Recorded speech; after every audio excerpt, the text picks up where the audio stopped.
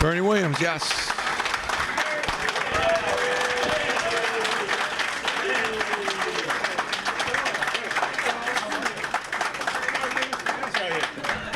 Good to see you, my friend. Great seeing you. By the way, we are live on Facebook, so anybody who's not supposed to be here, just you want to be careful. You just think Ferris Bueller's Day Off, when he's, and I always think about that. Leave now. Funny. You can leave now. Yeah, be careful. You're busy, man. I don't even know where to start with you. I mean, you're really, everywhere. Really, really busy. But glad to be here. Yeah, really happy we're to be glad here. to have you. Thank you. Thank you so much. Yeah. I feel like,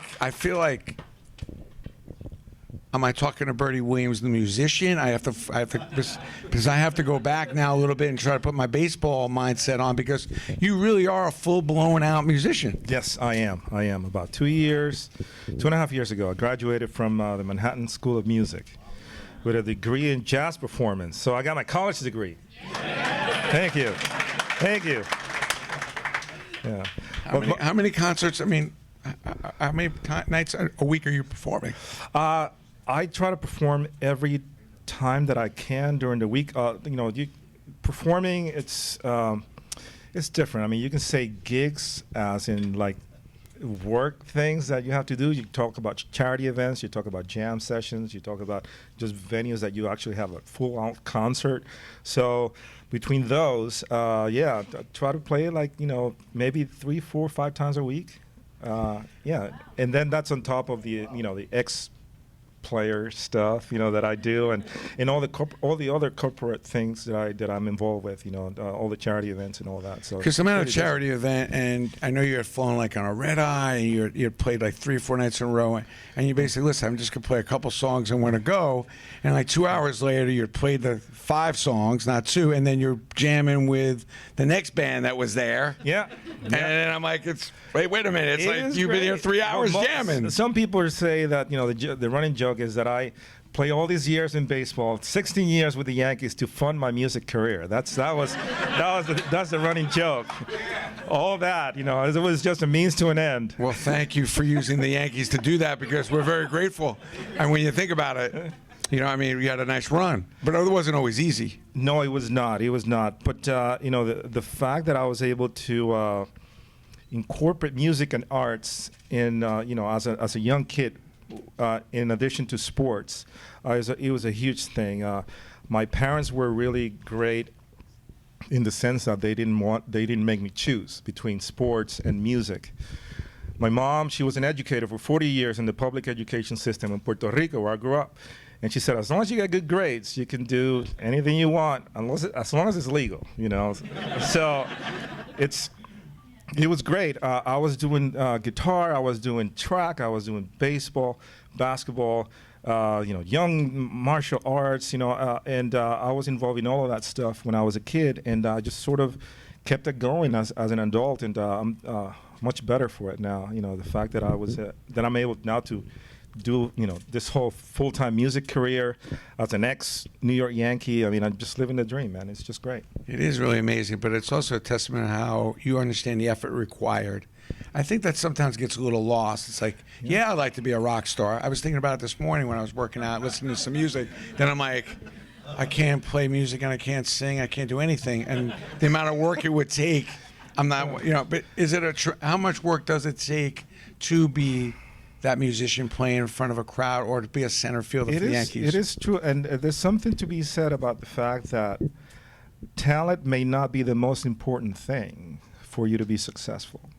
To have talent, it's great, but to have the passion and the commitment to put the work in. I played in the minor leagues with people that could run laps around me, could throw harder, could run faster, could hit the ball, farther away. But their minds were somewhere else, and they didn't have that commitment to, and the passion to just sort of stay the course. Any little adversity that they had, any little problem, I'm quitting, and they never made it. So I think, talent is great, and the more talent you have, the better you are, but I think the most important thing is to have that passion and that drive, and that's probably a talent within itself.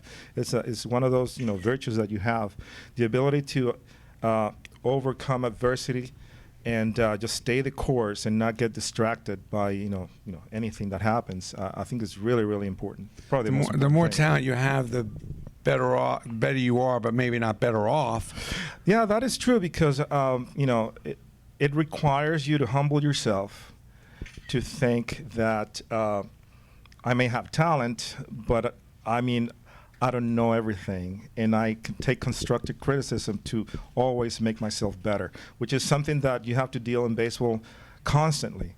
Like you, as a hitter, you fail 7 out of 10 times in order for you to be the best in the world. So you're constantly dealing with failure, strike out, pop up, ground ball to shortstop, roll over something, and you still have to stay. No, I'm good. I practice. I've done the work. I am ready. So when the time comes, you just bear down and let your ability take over, and hopefully things will happen. And more times than not, things will happen because you have put the work in. Now, we had you traded about 10 different times at the beginning of your career. Yes. Nobody in this room, by the way, because we weren't thinking trade Bernie, but I mean, how do you deal with that kind of adversity? And did you maybe think maybe this wasn't going to work out because you weren't given those first few years, which was kind of tough? So yeah, the best way to deal with it was not deal with it. It was basically just trying to do my job on the field, and then just let my actions on the field dictate. And to try to make yourself indispensable. That's the thing. If I am good enough, so they can say, we can't trade this guy now. It's just he's just too important for us. That's where you want to be. If you're like in the fringe and you're kind of like sort of in and out and maybe not really committed or not really playing up to their standards, an opportunity may happen that you may get traded. But for the most part, if you make yourself completely, like an asset to the team, and say we cannot move in the season without this guy, then they won't trade you. So in my mind, that's where I needed to be, and I worked so hard to try to get to that level so I could be indispensable. 98 Yankees just had the reunion. Talk to me about that team, why that team was so special, and was that your coming out party for you even personally? Was that when you started to feel like, or did that before that? The story that I say about the 98 team started with me making the last out in the 1997 wild card season, playoff. Paul O'Neill had hit a double. I think he'd slide like very awkwardly at second base. And I am going into bat facing Jose Mesa. He hangs me a slider, which is like saying, hit me, hit me, hit me. And I'm like, swing, and I just pop it up to left field, first pitch. And season over, series over, go home. I took that as hard as anybody can take it. The whole off season, 97, into the 98, season in 1998, that thing was on my head, the whole time. And I think I trained as hard as I could train ever in my life. So when the season in 1998 came, I knew I was ready. We had a little bit of a shaky start, but once we got the team rolling, everybody started, sort of being synchronized, and I just took off. It was just one of those things that, the thing that people saw as effortless was the product of months and months and months of just hitting off the tee, running, lifting weights, doing my calisthenics, plyometrics, everything that I could get my hands into so I could be ready mentally, physically, emotionally for that season. And that, sort of lasts me about 3 or 4 seasons after that, because I just took it as this is just the way that I roll. So I'm just going to keep playing like that. I'm going to keep training like that, and I'm just going to be the best that I can be, and just happened to be a part of a team that had a lot of people with that sort of mentality. And, that sort of created that run. Probably losing gave you the blueprint for winning. You hear that from Mariano, Absolutely, right? yeah. Same thing. No doubt. After giving up that home run, and I think a lot of guys felt that way. Are there parallels to business and music now that now you're engaged? Are there some parallels to that level of success? Oh yeah, entertainment. That whole thing, can translate into the music industry. You talk about your effort as a person, you gotta get a plan of action, right? So once you got that plan of action, then you have to just follow it and not get distracted. In baseball, was for me, every day, I had to, do my training, lift weights, go through the, self-toss, practice on the field, and do all of that so I can be ready. In music, it's like this daily routine of I've got to get my guitar and play, go through my exercises, my arpeggios, my scales, my, harmony, and then start getting ready on the tunes that I have to play. So it's a whole routine that I go through, which is kind of similar to what I did in baseball. So when I go I was going to say on the field, when I go on stage. Similar, though. It's kind of similar. So you have everything sort of working as kind of like a second nature thing.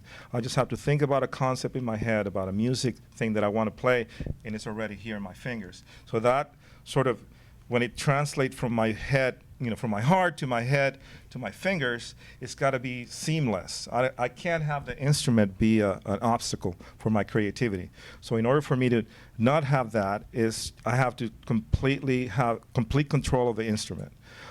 Which requires a lot of work. People spend their whole lives, working on this, trying to make themselves good musicians. And I was not trying to come into the scene as somebody like, I play baseball with the Yankees, I have this World Series things, and I'm just going to jump in and I'm just going to be great. That doesn't happen that way. So I really needed to put myself through that hard, tough regimen that all the professional musicians go through in order for me to be successful at what I'm doing right now. You sit back when you're a kid, and you dream one day winning a World Series, playing center field. What's the hopes and dreams now? What do you see? What's the big get now when you go down the road?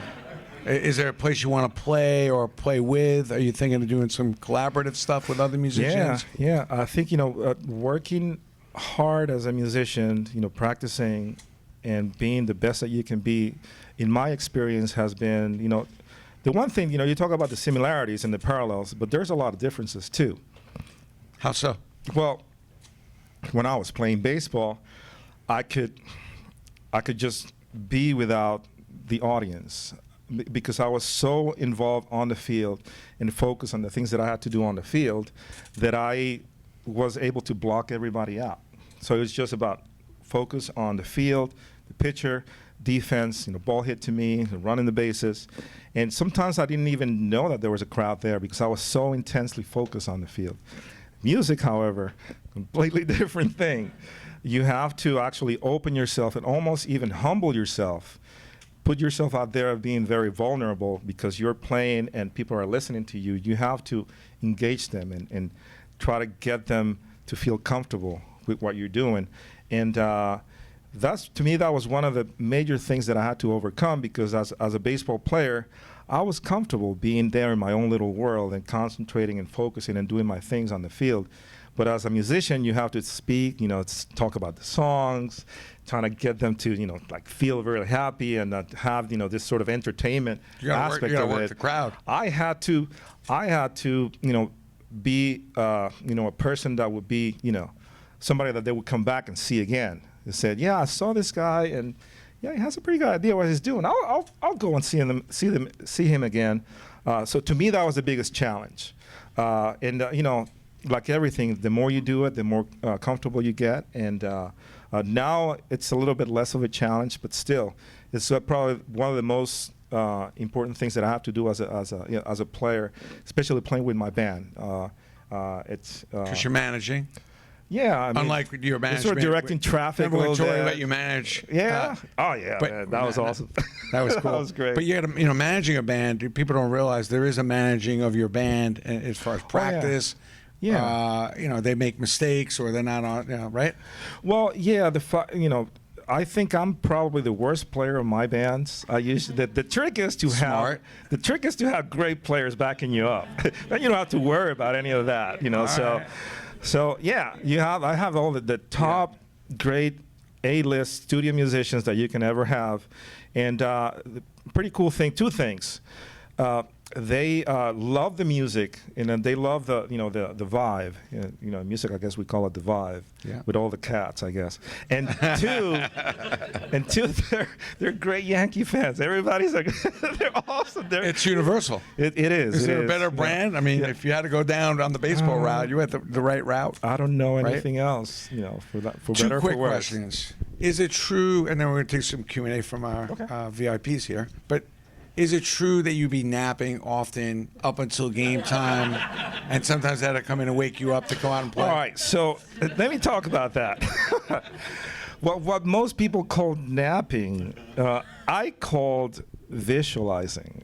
Yeah, there was a difference between taking a nap and just kind of going and snoring, all over the lounge, and just closing your eyes and just slowing the game down to like frame by frame and seeing myself just hitting the ball there, pow, watching the ball go out of the park and running the bases almost in slow motion and listening to the people just clap and just cheer my name, getting all of that positive reinforcement in my head 5 or 10 minutes before the game. That's my story, and I'm sticking to it, by the way. Most people that saw me there said, he's just taking a freaking nap before the game. How can he do that? And I was like, yeah. That was it. The last out in 2000, Piazza's hit. Did you think that was a home run? Were you a little nervous? I was very nervous. And it was because when Mariano threw that pitch and Piazza hit the ball, Mariano usually, he didn't get hit very often, but when he got hit, he had this sort of body thing, that he was like, something like that. And he did that when Piazza hit that ball. He threw the ball and Piazza hit it, and he was like, oh. So I see him. I'm in the same field, view. I see him. I hear the sound of the ball, clack, and Piazza took a great swing. I mean, he hit that ball hard, and I saw the ball just took off. So as a player, as an outfielder, you get you learn from the time that you're very young to just go to the spot that you think the ball is going to land instead of just sort of lollygagging or kind of backtracking. So I just completely turned my head right into the fence and just started sprinting into the wall, basically, thinking that the ball was going to go. I was going to do one of those, kind of Spider-Man things and jump. But all of a sudden, like halfway through it, I was like, well, maybe it might be a better thing just to check and see where the ball is. So I running, and I kind of go like this, and the ball seems to be like slowing down. And all of a sudden, it's like, whoa, I may have a chance at this. So I just kind of keep going, and then all of a sudden, the ball just kind of died, and it started going down. And I was able to sort of round it, and when I caught it, just before I caught it, it's like, please don't drop it. You cannot drop this. Once I caught it was like, yeah, game over, series over, Yankees win. And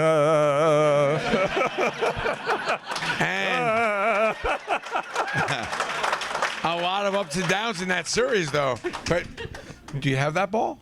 Yeah, I think I have it. Do you have the last out ball? I think I have it We probably somewhere. have to talk about that. All right. I actually did have it signed, I think. So one of the cool things about that was not necessarily making the out or whatever, just the pile up, and then Joe Torre's reaction. He just completely just broke down, and actually we took him off the field. We carried him off the field. And he's just, crying and just, blowing kisses to his wife, and that scene was captured by a picture. And there were copies of that picture, and he signed one for me. As I'm like carrying him, and he signed to Bernie. Thank you for carrying me all these years. So that was, there was a lot of pressure in that series because before that series started, we had done it. We thought it would be a cool idea. I thought it would be a cool idea. Not to have Bobby Valentine and Joe Torre up in the office at the same time. Yeah, man. Yeah. And that did not work. Yeah, well, I could have seen that. Because I thought they had a little rapport, and I thought everything would be cool, and then you could cut that air with a scissor. It was just like, and it was personal. It wasn't a good idea. It was very uncomfortable. And Bobby he was so polarizing, and he was out there. He was like a Bobby, like a what's show up? business. Everything's good. And Joey's like all serious. Yeah, we had this thing with Bobby afterwards to go to Modell's and make believe we were shopping for a bunch of stuff. This is a crazy idea, but it worked. So we go down after the signing's over, and I realized we didn't have transportation. I was like, I don't know how we're going to get there. But what I love about Bobby is he tracks a bus not in service down. Which is the guy, you could just see the guy. Right. I mean, there's nobody like Bobby. This is the same guy that used to ride on his bicycle in Tokyo to go to the field, right? Yeah. Yeah. There's no filter with him. And we were Very out of creative. service bus stops. Bobby Valentine. We need a ride to Modell's, and sure enough, I mean, you can't make up this stuff. Meanwhile, I don't know if it was a good idea. Joe was just like, this is serious. Because I think the Yankees just had so much to lose there. God help us if we lose that series. Yeah, I think Derek was talking about it that time. He said that he lived in a building that his doorman was a Mets fan or something, and he was giving him a hard time all the time. Yeah, we're gonna get you this year. It's like, yeah, right. Oh boy, we never. But yeah, there's a lot of pressure, a lot of bragging rights in the city. Oh boy, Yeah. Some questions. We have anybody? So Bernie, so you were talking about how, as an athlete, you have all this focus and this passion, and it almost becomes part of your DNA. It becomes part of who you are. And you were lucky because you were able to transition. And so being an athlete, when you're that focused, becomes a spiritual thing. And creating music and beauty is also a spiritual thing, but it's different. So when you're an athlete and you have that physical exhilaration, I don't think there's anything like it. When you had to make that transition and you knew that you were not going to be Bernie the baseball player anymore, did you go through withdrawal? Did you dream about playing baseball? Do you still dream about playing baseball? No, I did not dream about playing baseball, but I went through a grieving period, I think. It's like losing my best friend. I mean, I was playing baseball since I was 8 years old. My dad taught me how to play, the first couple of years. And to my knowledge, that was the only thing that I could do really, really good for a long time. It was everything that was in my head. I eat, sleep, baseball. Music was on the side, and it was a really important thing as well, but not as important as baseball was. I mean, in order for me, the player that I was for all those years, I had to be completely immersed. There was no I can do this on the side, and no. All my attention had to be on baseball. And and you kind of start thinking, this is the thing about baseball players. We are experts on fooling ourselves into thinking that we can do these great things. Even if we're hurt, if we're in pain or, going through anything, you kind of go like, oh, it doesn't matter. I can do this. I prepared. I'm going to do it. And more times than not, you do these things because your mind is like, you kind of tell your mind you can do this and you will do them. Well, what happens when you're retiring is that sometimes you still have that mentality, but everybody else is seeing that you can't do these things. So it is a really rude awakening when you start realizing that you cannot fool yourself anymore into doing these things because physically you can't. And that's a really hard thing to go through. So in 2006, I had, a couple of things going out with contracts and the Yankees and whatever. So I decided, and I have music on the side too, sort of waiting. So I decided not to pursue baseball anymore and just go full time into, I guess, kind of hanging out with my family and being, having this part of my life sort of catch up to it. And it was almost like 2 years where, the first couple of weeks, first couple of months, I'm not a golfer, so I wasn't really golfing. So you start seeing the games and you're just like, I can do that. I can hit this guy. So it was like probably a 2-year period between, that transition between I can't do this and you wake up in the morning, 2 years later and it's like, maybe I can't do that anymore. So, as it happens, you start being more at peace with the fact that you're not playing anymore. But mentally, I still miss it. I still wish I could play forever. Of course you can't do that, but to answer your question, it was a hard period for me. Quick Facebook question. How'd you pick number 51? That's from Thano. It on was Facebook. It was picked for me by the equipment manager of the Yankees at the time. His name is Nick Piori. He thought I reminded him of Willie McGee. I don't know how he saw that, but but he wore number 51, and Nick said, "Oh, you remind me of Willie. Wear that." Yeah, and he said, "Yeah, as a rookie, you're like, you're gonna wear this number, and you're gonna like it." And I was like, "Yes, sir. I'm just happy to be here." So it was that simple. Yeah. Funny thing about that is that a couple of years after that, I think Buck in 1995 told me I had a couple of years already on the team, and he said, "There's an opportunity for you to have number 6."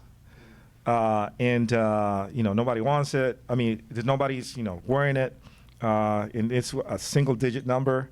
And I was like, well, I'm kind of having success with 51. I'm just going to stay with 51. But I had a chance to wear number 6. 51 and 6 when you add the two numbers. Yeah, it is, but still two numbers. So, yeah. I mean, I guess it was meant to be for Joe to wear number 6 and actually be retired with that number. Yeah. So.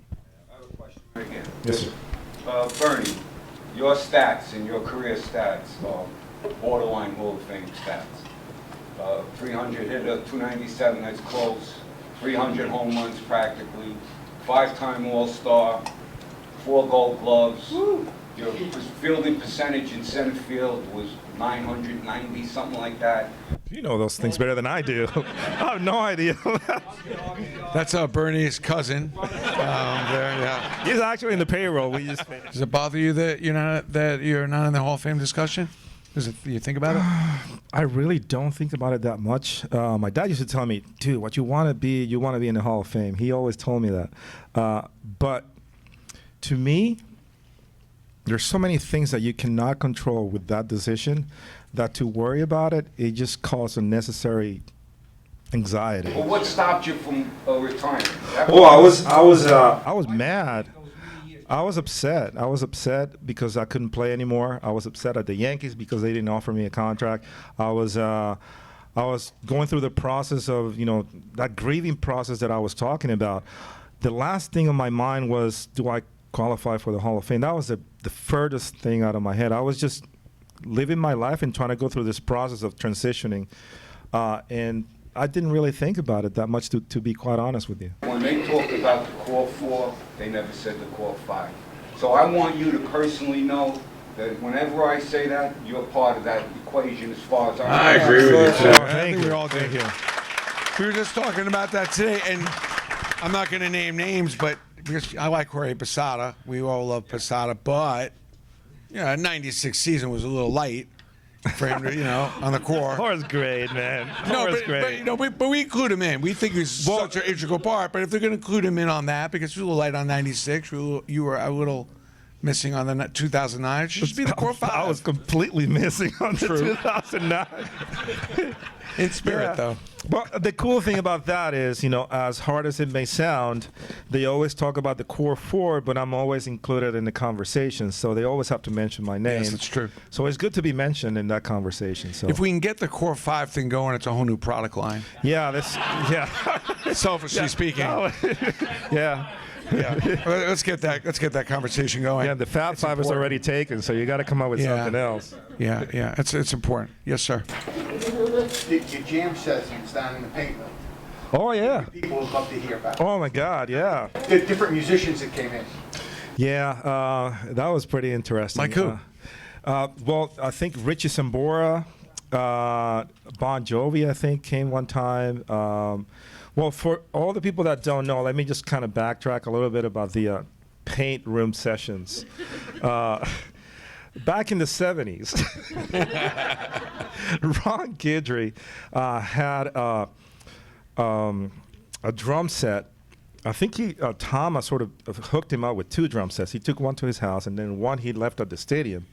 I guess he was a drummer, so once he retired, he left the drums there, and he never picked them up.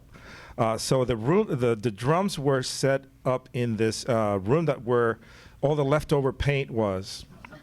That's where they call it. You imagine the fumes there. So he left the drum set there, and the only person that was playing that drum set was it Cunningham, the guy from Danny Cunningham, yeah. Danny. Guy The does the clubhouse, no, the grounds crew. Grounds crew, yeah, the grounds crew, Danny Cunningham. And Danny Cunningham, he would put some headphones on, or he would just blast out the stereo, and he would play through the tracks, through the drum set. And that all changed when Paul O'Neill came into the team. He was a drummer, and he was kind of like an old school Mellencamp / Rolling Stones kind of guy, classic rock kind of guy. So there was one day in 1993 when he first came that I'm just kind of walking, or kind of going to the cage that was in the last part of the where the batting cage was, and I hear this drumming going in this room. So I open the door, and it's Paul O'Neill playing. So it's like, and I'm like, dude, you play drums? He said, yeah, I play. So I said, I'll play a little guitar, so why don't we just kind of jam a little bit? So I did my thing on the batting cage, and I brought my guitar that I had in my locker, and we started jamming. So from that moment on, it became just a thing. After batting practice, in between rain delays, after the games, before the games, and it was just the jam sessions there. And we brought some people there. It was like, the best jam sessions that nobody ever knew about that were down there. So that was, a cool thing that you mentioned that. Quick Facebook question: who's your favorite current Yankee? That's Andrew on Facebook. Who's your favorite current Yankee? Who do you like? Who do you like on I this don't team? know. I mean, it's a hard question to answer. I can't really answer that question. I think it's everybody, though. Everybody that I've come in contact with in the team has been so You loving this great. team? I'm loving this team. I had an opportunity to spend a week and a half with them in spring training, and I don't know if it was the kind of like the different system, the different coaches, the different players that were coming in, but there was this electricity and this sort of excitement, even in the clubhouse. All the players. Spring training, you have 40 players there for 25 spots, but everybody was like kind of feeling the good vibes. They were like, "This is a good year. We have a good team, and we're gonna make some things happen." That was the attitude over there. And when you come in, not only me, but Willie Randolph and was the other Tino Martinez, and I think Paul and Mo. Coney, all those guys. Mo was there. They treated us with with a lot of respect, and it's like we're the new guys now. You kind of like you had your time. Let us No, they were like, no, man, you guys you come in, let us in on your experience so we can draw from that. That was the overall sentiment that I felt. Great. Like, they were very respectful, and it was like, yeah, man. And it's like, you kind of like walk in the hallways, like, there's Bernie Williams over there. But Bernie, It was at this time of year, I mean, really, a lot of pressure. Yeah. You're in this thing. You got some injuries. What has to happen for this team? What's the key? Obviously, you got to win more than the Red Sox win, which we will do. But what's the key for that to happen? Well, health. Health is the key. We need Judge back in the lineup, and Sanchez and and Bird to start hitting, and all those guys that were starting on the team. So it's a little bit of year. luck Well, and health. it's a little bit of luck, a little bit of breaks happening your way, which you can never dismiss that. But at the end of the day, luck is not going to get you there. Hard work, commitment, and doing what you need to do. Is it under leadership, pressure. though? Do you need leadership in that locker room? Well, that's the only who gave thing you guys that- that leadership back when you guys were getting this kind of funk? Well, when Derek was young, it was a whole bunch of veterans that we had on that team. The Yeah. Wade Boggs, the Chili Davies, the Cecil Fielders, all those guys that were, weren't really as vocal, but they knew how to take care of business on and off the field, preparation, everything. And as a young player, you kind of look at those guys like, oh, so that's how you do this. And then you kind of draw from that, and then just kind of get your own program based on what you see those veterans do. The current team, I think it needs somebody to take that bull, from the horns and then say, okay, guys, jump on my back. I'm going to carry you, and that hasn't happened yet. And I think, it will be great if they have that. And it could. It still could. Yeah, absolutely. Absolutely. I have my 8-year-old son here who just started playing baseball about a year ago. All right. He's really doing, he does well. Yeah, I started around that time. Any suggestions that you have for him? And his friend right over here, little Ricky as well. Do you have any suggestions for these two guys? Just have fun. I think the most important thing is to have fun, because everything else happens after you develop this great love for the game, so they don't have to tell you, you got to go practice. You got to go do this. You got to go do that. My parents, my dad instilled that love for me from a very young age. And he didn't say, I mean, you have to do this, you have to do that. He just took me to the field, and he was there with me. And I was able to play catch with him. He spent hours hitting, fly balls to me.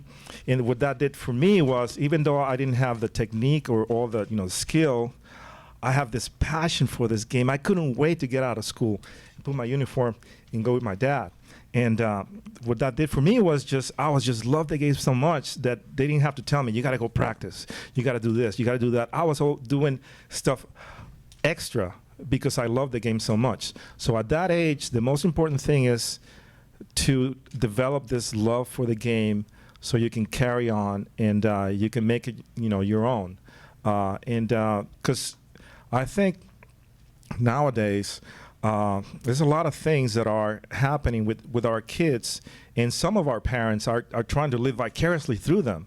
It's like they already think of them as the next Derek Jeter or as the next, Jorge Posada, and they train them in that fashion. Is you got to do this, you got to do that, you got to, lift weights. They're kind of breeding these guys to be these players.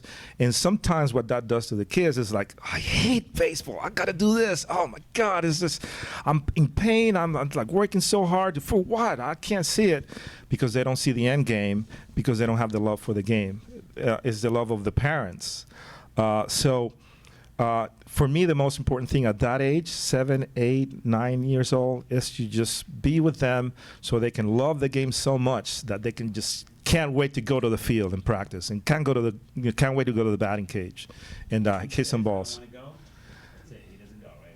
Well, you have to, you have to be hard with him, but you have to be wise. And there's a difference between being stern and like really stubborn, and being wise and listening to him. Sometimes, you may not be up to it, but I think it's got to come from him. If he doesn't have that love inside, there's no way in the world that you're gonna, sort of shove it down his throat. It's got to come from him, and the only way that you can do that is by being with him and just observe him. There's different kinds of players, and that's what makes the game great. There's no set way of being successful in this game. It comes from like a guy like Swisher, that is like the energizing bunny. I think he has a Red Bull IV hooked up him overnight. And that's one side of the spectrum, and then you see myself on the other side of the spectrum taking naps before the game. Visualization. Well, yeah, that's the story. So it takes all kinds of personalities, all kinds of attitudes, and there's no one set thing that could say, if you do this, you're going to be successful. So you just got to see what makes him tick and how to motivate him to be the best that he can be. And, baseball might be the thing, but baseball may not be the thing. And you can utilize baseball as an educational tool. My dad never thought that I was going to be a big league player. He was just teaching me life lessons. He was teaching me about commitment. He was teaching me about discipline. He was teaching me about hard work. And he just happened that I just ended up loving the game. I think it's common with parents, though. They take their unfinished stuff and put it on their kids. You got to be careful. Well, yeah. So everybody walks in his house and says, "Is your son working for you?" I'm like, "No." Yeah. And he doesn't plan on working. But some, it's not all of them, but I think there's kind of a trend like that, happening. Yeah, the goal is for you to do what you ultimately were put on this earth to do, not what somebody told you to do or your parents thought you should do. And it's hard to stay with that thought, especially, nice little company here. Like, why is your son working for you? Because you want to do something else. And I didn't create this thing with him in mind. I created this thing that was my dream. I don't need him to jump into my little soiree if he didn't want to. I mean, it was open to him, but He's doing good. Yeah. But, so I kind of, that's with baseball too. But for a while, I thought maybe my kid would be the next third baseman. I was like, hey, listen, if you want to be the third baseman, he'll do it. Because when I said to him, I said, you want me to put a batting cage in the backyard? He said, Dad, I appreciate if you didn't do that because then you're going to expect me to be in that batting cage every day. I said, that's true. So if I want a batting cage, I'll let you know. And that's when I knew that was probably going to go another direction. Because the kids will tell you the truth if you ask them. I think parents have the toughest job in the world because that thing about wisdom is so important. You have to have that balance between being, there for him so you can push him, but just know when to back off. Yeah. And to me, that give and take is it's so fragile. That balance there. You guys have it tough. Well, you're in a consulting role now. Your kids are grown up. You're a consultant. Yeah. Hopefully unless not there's money involved. Unless there's some money involved, then then all of a sudden you can become a parent again. If they need money, but otherwise you're just a consultant. They'll let you know on a need-to-know basis. Yeah. Just a couple more. Right here. First of all, Bernie, thank you for years of memories. That was a lot of fun, man. I had as much fun as you did. I'm eternally grateful for what you've done for the Yankees dynasty.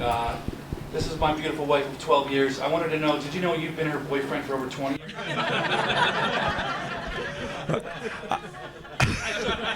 I'm speechless.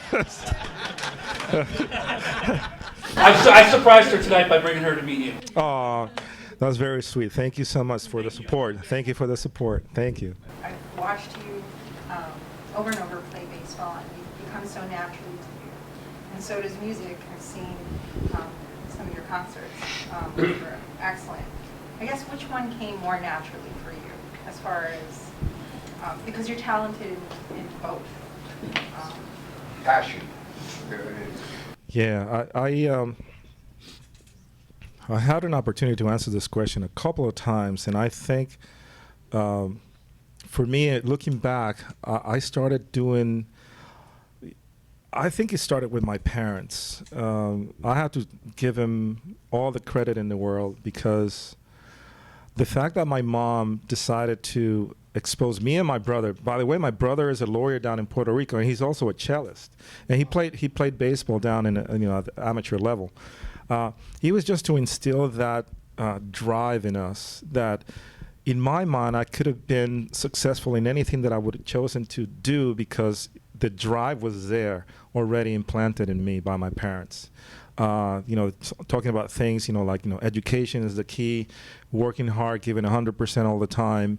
That applies to anything that you do in life. Did they just put a guitar in your hand and say? No, I started hearing my dad playing guitar when I was about 6 or 7 years old. When I was supposed to be in bed, he was playing his guitar in the living room. And one of those nights, I kind of went as a 7-year-old, and I asked him if he could teach me how to play. I thought I was going to be scolded. It's like, you got to go to your room. But he said, no, come here. And he taught me my first couple of chords. And then from that moment on, a light just went on in my head, and I started really developing this great love for music and the guitar in specific. But music was really important in my life because I was able to make these connections with life as a young kid, knowing the value of hard work that I was able to translate into training for sports. And the other thing was timing. Timing in music is everything. One note put on the right time at the right place is worth more than 100 notes randomly placed. So I took that to heart, and I think, well, life is about timing. Life is about, making that connection and being there at the right moment at the right time and taking advantage of the opportunity. So I started making these connections with life through music when I was a kid, and that sort of led me into, working hard to be a good guitar player and having fun with it. That translated into training really hard to be a good baseball player as a young kid. And I didn't really have that much time to do that because at the time that I was about 17 or 18, right after high school, in my third year of high school, I already got signed to play with the minor leagues with the Yankees. So it was probably from like 8 until I was like 16 or 17 that I started making these connections between music and life, and then translating them into putting them into my training in sports. And that sort of made it for me. So it was great for me to still with the music, because it gave me this sort of outlet that I could just blow off some steam and just sort of distract myself if I was too anxious about maybe just facing, I don't know, somebody or being in a slump or not really doing well. I could just go back to music and I could just kind of like have this sort of distraction a little bit before I would go into playing again and try to do the best that I could playing baseball. But to me, music came first. And I was able to make those connections in music and then just sort of translate them into sports. All right, closing remarks. Anything we need to promote since we are live on Facebook? We'll give away a couple signed balls or something for those people that have hung in with us this long. If you comment something about Bernie Williams, your favorite Bernie Williams play or music or song, we'll give away a couple signed balls. But anything we need to shamelessly plug? What do we need to shamelessly plug? You got Steve Fortunato out there. And we should probably save this for the book, Bernie, but here's a little nugget that I'm not even sure you remember. I just want to share it, so it might be fun. You were talking about, and you asked a wonderful question, ma'am, over there about Bernie's transitioning, after baseball. Well, I remember this was July of 2007, so it's his first year of baseball. And, I was probably badgering about something, but he calls me in the middle of the afternoon, and he sits there, and he's like, yeah, Steve, I want to go over this, this, and this, and he goes, I got to tell you something. And he goes, do you know that I'm actually sitting on the beach with my kids in Clearwater, Florida. We're just chilling out on the beach. And he said, this is the first time in 21 years that I can say that I was actually sitting on a beach in the summertime. Because, you got to remember, when he signed as a professional baseball player, there's no time to go to the beach. You don't have really any days off. And so, I don't know if you remember that, but that realization hit Bernie. He's like, it was 21 years ago was the last time I was actually sitting on a beach in the summer, just, because he wasn't playing. And that's just that kind of sort of like was, I think, a moment for him, and kind of puts things in perspective that when you got to do your thing, you got to do your thing. You miss all those summers with your kids. So maybe that was those things that sort of got Bernie maybe realizing it was okay that he wasn't playing. If he was, spending time with his family, he never could. And, he's told that story too. So the rest you'll have to buy the book. When's the book coming out? That's up to Bernie. That's up to Bernie. Not even close to you. Well, I just finished my third book. Maybe I can help. I just There's finished a book? What book? I just finished my third book. I can help you with yours. I got free time. Yeah. Bernie, thank you so much. Guys. Appreciate Thank the you so much, relationship. man. Thank you. Thank you. Absolutely. Thank you.